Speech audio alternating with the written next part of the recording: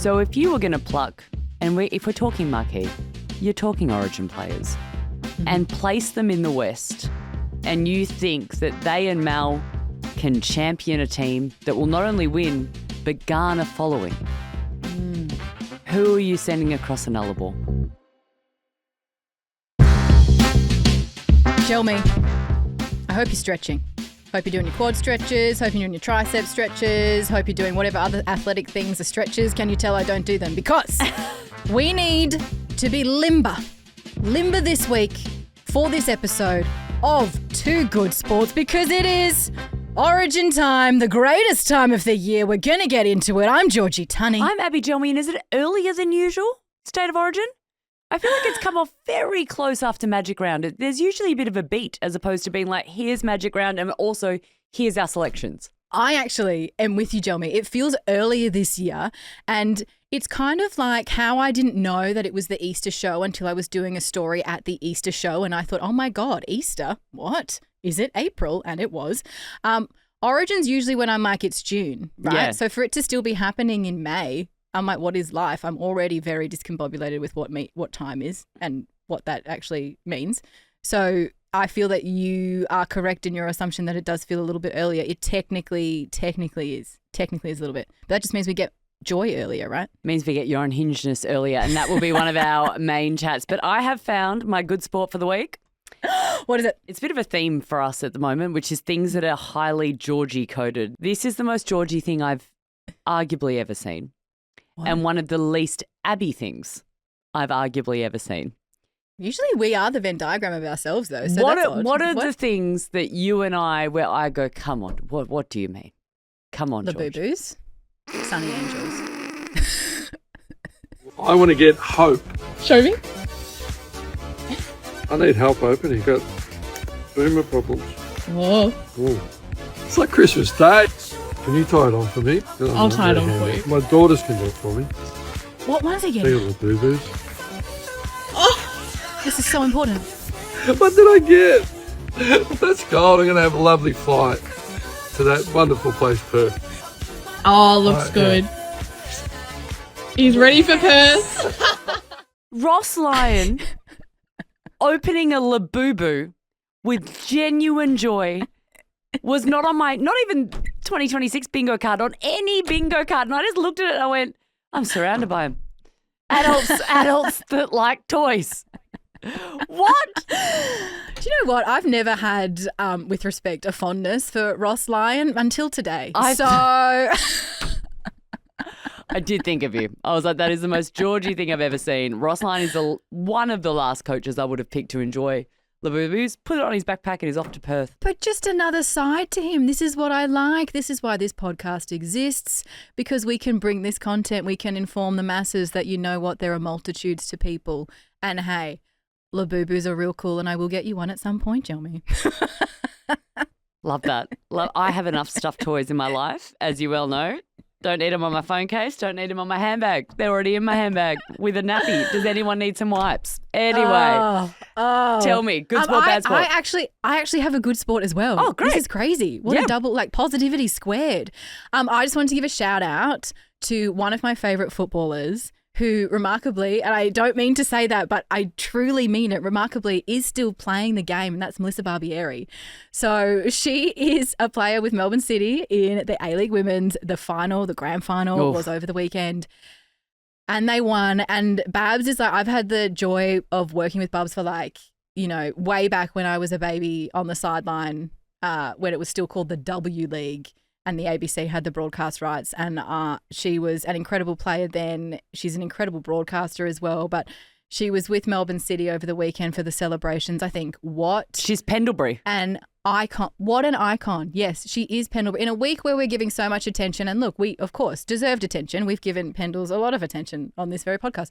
But I don't think it's been talked enough about just how intrinsic she has been, not only to the success of City and all of her previous clubs, but to the Matildas. Like, she was such an icon in that team for so very, very long. Like, you don't get the Matildas without her. Her impact is ongoing. Her legacy is ongoing. And she's not retiring. Like, she's going to play overseas again. Like, it's I just wanted to give her a shout out. She's my ultimate good sport because she's a great human, great footballer, and I don't think she's been she's got her celebrated flowers as much. so much. Yeah, just not as much, not as much. I know there's a lot happening, but Bubs, you're an icon. You're a legend.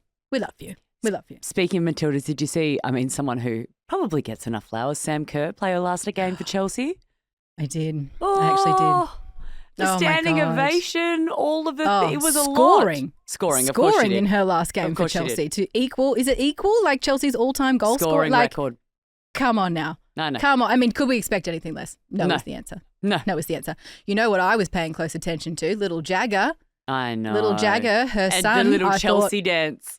Yeah, little Chelsea dance, and I was trying to look and see if he had good hand-eye, as I'm sure the rest of the world was looking at too.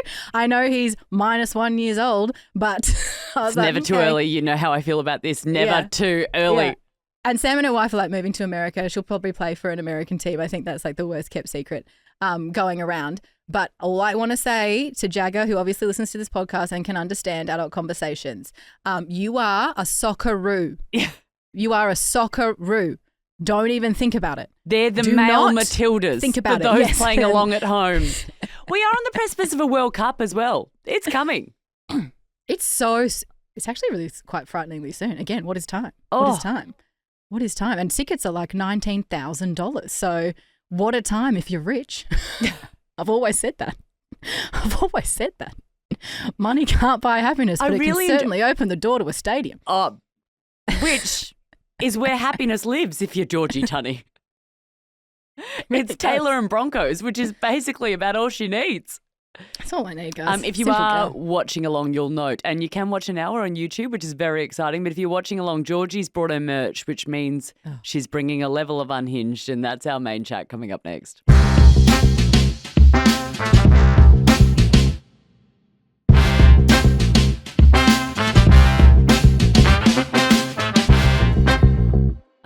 Georgie, it's my favourite time of year, and by that I mean it's too early for Origin, but let's leave that to the side. If you cast your mind back to last year, you'll remember the stunning, and I do mean stunning, turn of events that was the State of Origin series. It was arguably one of the most entertaining State of Origin series we've ever seen. Billy Slater, no one has ever got more whiplash from going 0 to hero at the speed that that man did. And it was your Maroons that were triumphant. And who was, dare I say it, one of the key pieces in that success, Georgie? Me. No. Oh. Reece Walsh. Oh, sorry. Play along with me at home. So, I lived every moment on that field as well as thank you of that incredible series. I think I should get some flowers. Thank you for being able to survive and have my heart hold out. Like, she's not young anymore. So they tried to kill me in that series. What I'm alluding to is there is a piece of the maroon puzzle that is missing. And when I saw it, I went, wow, that seems bold. Mm-hmm. Mm-hmm. How do you select an Origin side without Reece Walsh? Fitness pending. I just think that it's a call that was designed by Billy, who's given me great joy in my life, but by Billy Slater, the coach of the Maroons, to personally attack me. I'm not sure what I've done in a past life to offend him this mortally, but for him not to pick Reece Walsh, at least on the bench, an extended bench, may I just say, that has been named. We could put a number 21 there and just have Mr. Reece Walsh. He can be there as a backup utility. Come on, guys. Vibes at least. Ultimate hype man for being in the camp. Vibes at least. Look. Though I am personally very, very sad, I can honestly say that I actually kind of understand him not being in the run-on side. I can understand the decision by Billy Slater to name Kalen Ponga. Yes. Don't get me wrong, I love that man as well.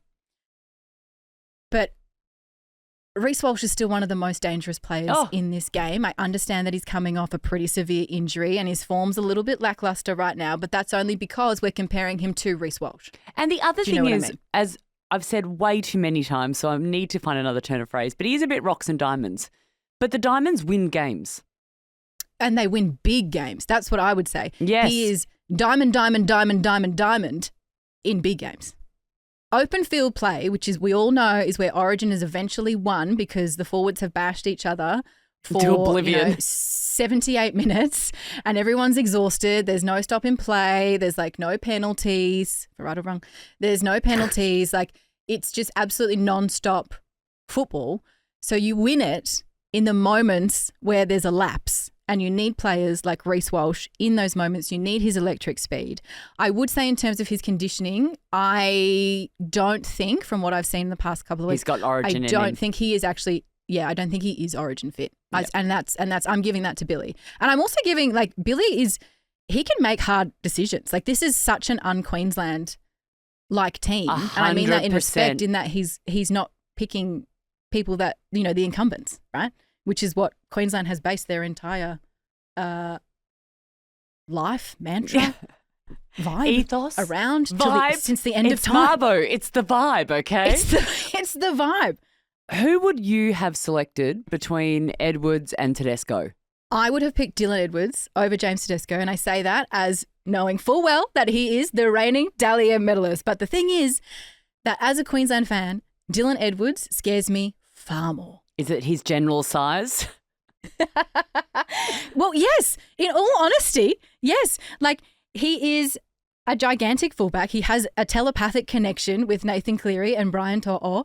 Like, and therefore also Stephen Crichton if he gets onto the field. Like I know they play for different teams now, but that Penrith bond, it runs deep. And as someone who has watched that Penrith team cause a lot of damage to myself and the rest of the NRL clubs, that is not the Panthers, I just feel that if Edwards is in Origin, I just know that he could be the game breaker, which is interesting because he's such a solid player and he's not usually the one that gets all the plaudits. But because he is so solid, I just know that he'll be everywhere. He would have been everywhere that Cleary would have wanted him without Cleary having to ask.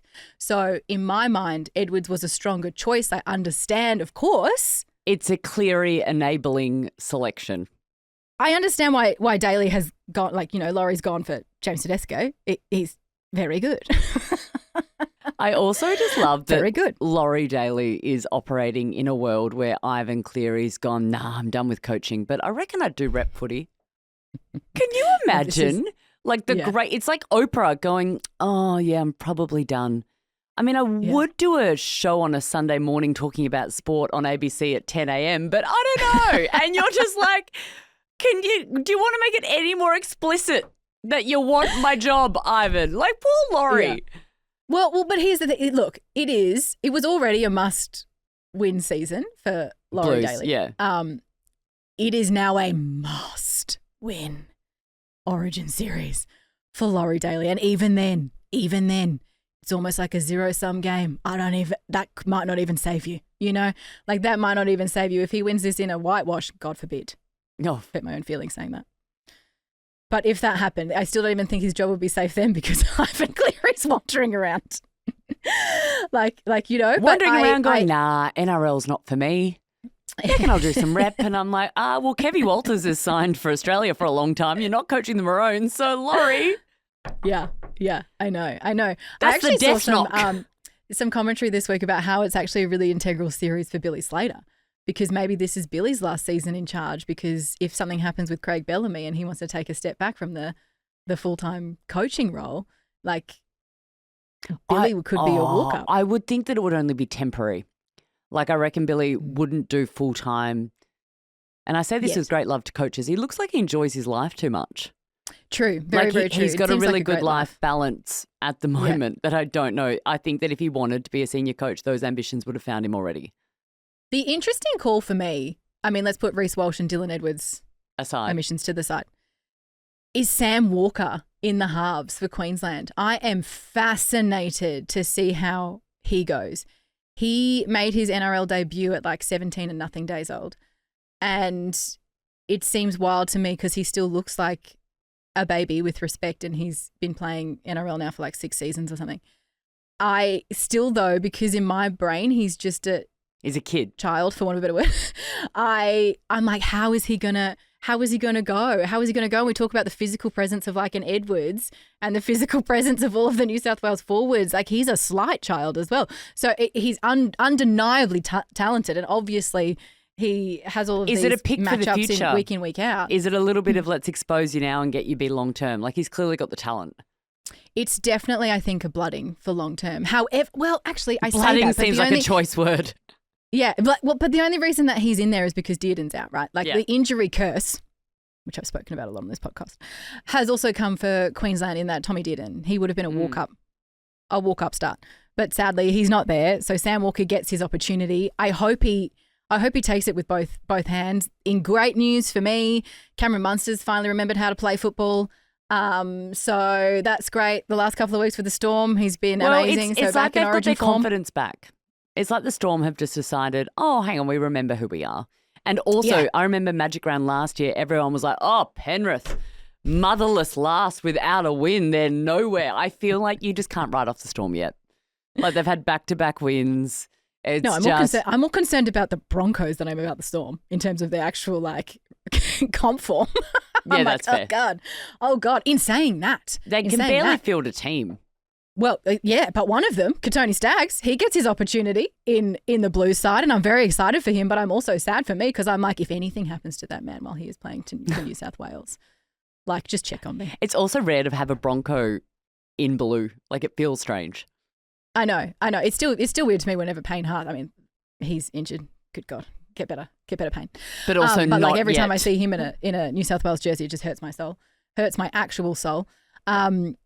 I am concerned, as I usually am, because Queenslanders, we love to be the underdogs. But as per usual, New South Wales has fielded, constructed, built, written down, penned a really strong team. Yeah. That on paper, matchup for matchup, should win. If you could choose from the two lineups, this is a big segue on my part, so follow me in here. Ooh, okay.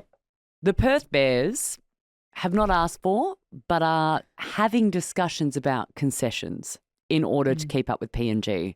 And it looks like that it might be that one or two marquee players might sit outside the salary cap in order to get, because at this point, when they join the competition early next year, they've got 18 players or so on their rosters. None of them you would go and buy their Guernsey. There's no marquee players, so to speak. So if you were going to pluck, and if we're talking marquee, you're talking Origin players, and place them in the West, and you think that they and Mal can champion a team that will not only win, but garner following. Who are you sending across the Nullarbor? I mean, you'd have to prize him from my cold, dead hands, but Reece Walsh is the number one. Yeah, wait, he's not in the team. He's not in the team. Sorry, that's how much I'm so obsessed with him. From the Origin lineups. You think that Reece Walsh would be the best selection for Perth to have? No, Nathan Cleary. And don't you think it could potentially happen? Yeah, I do. Because Dad's leaving.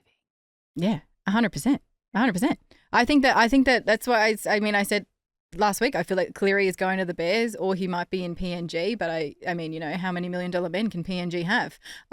Whereas this would be apparently 17. But who knows? I feel like they can get mining dollars in Perth, like someone that just happens to be a leaguey fan. Yeah, if there are concessions, I definitely think that Nathan would go there. And it's like you said, Joe, in just pure logistics. And I think you said it maybe as like a half joke, but I mean it. It's like easier to get to Europe. To the UK.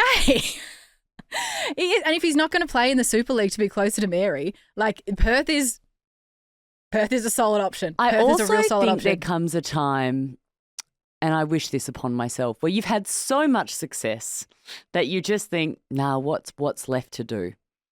Like when you've won that many premierships with one team, it gets to the point where you're like, well, why don't I go build a team from the start? That'd be fun. What's but that's left? interesting. That's interesting, right? Because that has often been the question that I get asked as a Queensland fan. Like, don't you want New South Wales to win so it's competitive? No. If they never won again, happy with me. That's fine. That's great. Like, Oh, dear listeners, we will have The bad all sport is of me. the stories and all of the fallouts from Georgie being either a very good or a very bad sport. From can I just say, I just want to make a thing. Like, so, okay, if anything happens to Tony Staggs, like, check on me. If Brian To'o gets free range anywhere near that football, which he will, check on me. Check on me. If Nathan Cleary gets space, check on me. Okay, well, that's going to happen. Nathan Cleary is going to get space. You've talked to me about his left side step before. Come on. Yeah. Look, the good thing is it's a game of there's 3 game series, you know? It's best of 3. Best of 3. Come on. They haven't lost yet. Let's just take a deep breath. It's going to be okay. Do we have a fun fact? I actually do have it's not so fun this week, but I think it's important to acknowledge. And it's just a fact that life can be super shitty. And I wanted to get emotional. It's so honey. sad. George. And I don't even know him personally, but George. to see the news, and I think it's very pertinent because we do have the big freeze coming up, but to see the news that Jai Arrow got diagnosed with MND and had to retire immediately from football, like I just don't take anything for granted. I think is that reminder. Again, I have to preface this. I don't know this man personally, but I watched that whole press conference and my heart just broke for him and his family. And in that press conference, he asked us all, no one, to have sympathy for him and do not show him pity. And just give him Fail support. on your part, Georgie. But I just die. Like, I just die inside. So I just wanted to send out love to him and his family. But also a shout out to another friend of the podcast, Clint Eastwood, Wayne Bennett, for making that press conference one of the hardest times of that man's life bearable. Because there was a moment where, you know, the reporters are there and they're asking, you know, how are you? What do you think, you know, about Jai as a player and all of this? And I just have to remind you here, Jai's 30 years old. Yeah. And Wayne goes, well, If you look at his football ability, he's not what you'd call a natural. So to achieve what he's achieved, he's played Origin, he's captain of the club here. He was the 6th captain last year. That's how many captains I went through.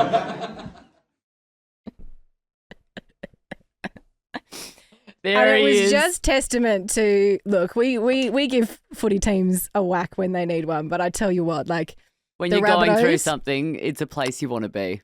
Yeah. Yeah. And Jai made mention of that with his teammates, saying they haven't treated him any differently. No. They're still like ribbing him just as they would ever since he got his diagnosis, and he doesn't want that to change. So just don't change. Support that man.